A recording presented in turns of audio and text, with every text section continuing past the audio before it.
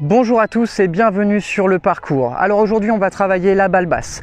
Me voici au trou numéro 1 du golfe de Villenave-d'Ornon, d'accord? Pour ceux qui le connaissent, vous savez qu'il y a de l'eau à gauche avec des bunkers un petit peu derrière, de l'eau à droite et aujourd'hui on a un vent de face. Donc d'où l'intérêt de travailler une balle basse pour pas qu'elle se fasse influencer par le vent, notamment au niveau de ses effets.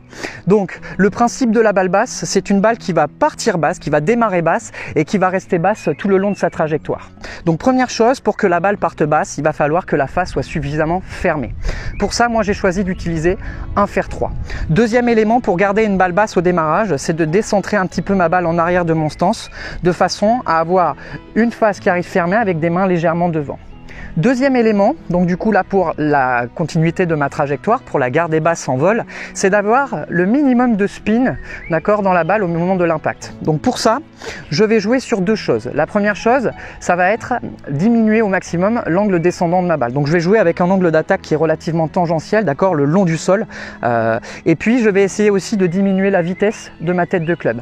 Moins de vitesse égale moins de spin. Un angle d'attaque moins descendant est également synonyme de moins de spin aussi. Donc trois choses. Premièrement, donc là je vais le faire avec vous, je vais mettre ma balle légèrement dans la partie arrière de mon stance de façon à avoir une face qui arrivera fermée au niveau de l'impact.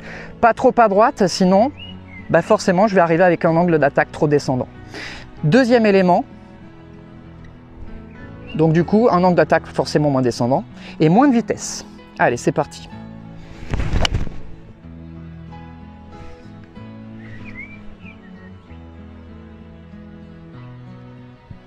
Et du coup, forcément, si elle a moins de spin, elle va avoir tendance à plus rouler. Je vais perdre un petit peu moins de distance, mais forcément, si vous avez une attaque de green, si vous mettez moins de vitesse dans votre coup, vous ferez moins de distance. Donc n'hésitez pas à surclubber. Grâce à ce coup, j'ai pu assurer un coup au milieu du fairway et me laisser la possibilité d'attaquer le drapeau à mon deuxième coup.